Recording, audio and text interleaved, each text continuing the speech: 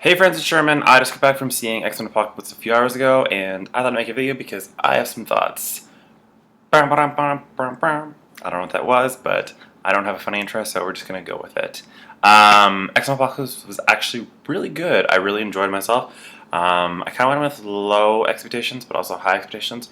Low expectations because the current Rotten Tomato score is around 50%, which is not great, but it's better than Batman v Superman. Sorry. But I went in with high expectations because Bryan Singer's made the first two X-Men movies, and then he made Days of Future Past, Days of Future Past was really great, and I really enjoyed X2 and X1, obviously. So I think that's why it has high expectations. I think maybe why it has bad Rotten Tomato score is two reasons. One, I think the critics are kind of getting comic book fatigue at this point, having now be the fourth comic book movie this year. And two, I think that it was a little too comic book-y for the mainstream movie critic. I think that's maybe what happened with that situation. Because the X-Men movie, X-Men Apocalypse, was directly like reading an X-Men book at its peak.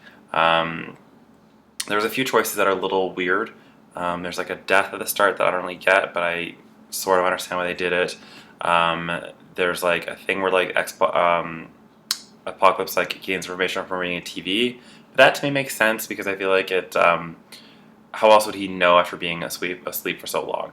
The visuals are really great. There's a little bit where the CGI is hokey in the scene with Magneto in the forest. No, not a lot of spoilers there. But I think overall, like I really enjoy the CGI. A complaint that I would have is I don't like that like they had like strictly villains for his Horsemen. They had people that are good guys in the comic books that like they kind of turned bad, which doesn't like it's kind of annoying to me because I feel like it seems like a lot of like the Civil War theme, like in Batman v Superman, in Civil War, in other movies that aren't comic book related, and like even Neighbors was sort of a thing. However, there was a lot really good stuff I could like enjoyed in this movie. I enjoyed the new Jean Grey. I enjoyed the new Cyclops. I enjoyed the fact that there was a lot of X-Men characters going on. There was a few seconds where I thought this is a lot of X-Men 3, Last Stand, with like the overcrowding, but I think everyone had a point, or everyone had like a good action sequence, or everyone had like a good moment or two. So I think everyone was utilized there. I think like the tone is a little messed up, but that's how like reading a comic book too. Sometimes not all comic books are dark and gritty. That's a lot of like DC stuff and a lot of like auteur stuff, like Daredevil stuff sometimes, or like Watchmen stuff. But X-Men's always kind of been there's a lot of serious stuff happening, and then someone's gonna make a joke. So I think that match with the movie here.